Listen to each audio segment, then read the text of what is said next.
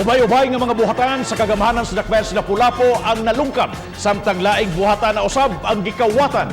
Gawa sa duha ka mga armas ug duha ka gagmayng sachet sa ginawang Shabu nga nahanaw human malungkab ang City Prosecutor's Office kapin sa 50,000 pesos nga cash ug alahas lakip usab sa nahanaw. Samtang Lapu-Lapu City Police aduna nakaroy gitan-aw nga duha ka mga persons of interest. Siluan ni Rondina sa report. Gikonpermar ni Lapu-Lapu City Prosecutor Rosso Zaragoza nga gawa sa duha ka mga armas ug duha ka gagmay sachet sa gituang Shabu nga ebidensya sa kaso nahanaw usab ang 30,000 pesos nga cash nga iya sa usa sa mga prosecutor, 25,000 pesos nga tinigom sa usa ka kawani nga pang-dialysis unta sa iyang igsuon, 800 pesos nga admin fee ug cash collection ug alahas nga iya usab sa laing kawani.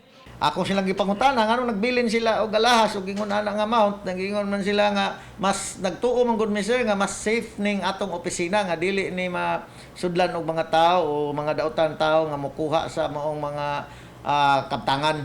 So mao na nitabo na apil da idagdala. Apan gikahibong sa taga City Prosecutor's Office kung nganong lakip sa gidagit sa mga responsable sa pagpanglungkab ang sanitary napkin nga gibutang sa drawer sa babaeng kawani. Suta di ay didto sa CR nga naay dugo. So it's either gipahid to sa nasamad baka to or kaning magduda puta nga base na ay babae nga kuyog ato nga naas nabtan siguro sa period. Sa pagbisita sa RTV Balitang Besdak sa City Prosecutor's Office ganihang buntag, bag-o na ang lock sa pultahan niini ug napaayom-ayom na usab ang ilang CCTV camera.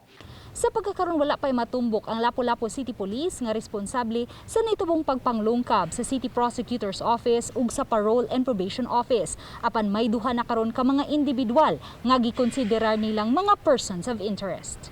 Ang naasoy mga persons of interest nasikop sa gipahigayong bypass operation niadtong milabay Huwebes. Kaning nakuha na mga stock na mga fingerprint niya among confirm i-submit for sa crime laboratory for cross-matching. Uban ni Godfrey Relien, Luan Merondina,